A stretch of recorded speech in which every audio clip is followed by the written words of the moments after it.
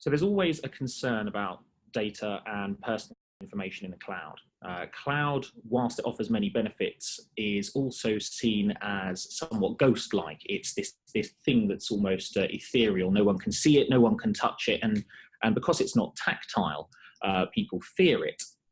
Now, I think what we have to look at there is that all of the larger companies, and in fairness, the medium and small companies that offer cloud services, simply have to offer levels of security to encourage people to consume their services, businesses to consume their services. It's not in their interest to have a breach or anything like that, because it would affect their integrity. But the problem is that we think of them very much in this ethereal way. In reality, they are still data centers, and they're no different to the data centers of the past. When we talk about on-premise as opposed to cloud, the theory remains the same. Lots of kit, lots of tin, lots of cabinets, lots of physical security on site. So has any of that really changed? I don't think it has. So I think it's as safe as it has been, data and personal information in that area. But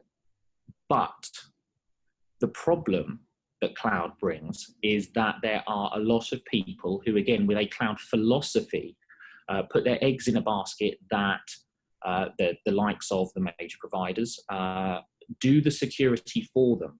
People are more comfortable in taking additional risk sometimes when they don't necessarily have a true grasp of what is going on. And it's that part and that point that I would say are a no, the data is not safe, because these companies will encourage you to work with them to build a cyber policy, to enact upon that policy. There are still things to do with using the tools in the ecosystem to make sure that your data remains safe. I think one of the key problems that we see, and this is more of a technical answer, anyone familiar with NSGs? Those are network security groups. They are prevalent in all of the major cloud providers. To someone like myself, anyone that comes from a network security background, they aren't really security at all. And to be fair to the major providers, they don't push them forward as an alternative to security, but we see time and time again where they're seen as let's say, a reason that a company can consider itself secure in order to move forward with projects and programs and continue forward. But they are only a small cog in the greater security machine. So I think the key is, yes, we should put trust into these major cloud providers, but there is still a lot of work to do from all areas.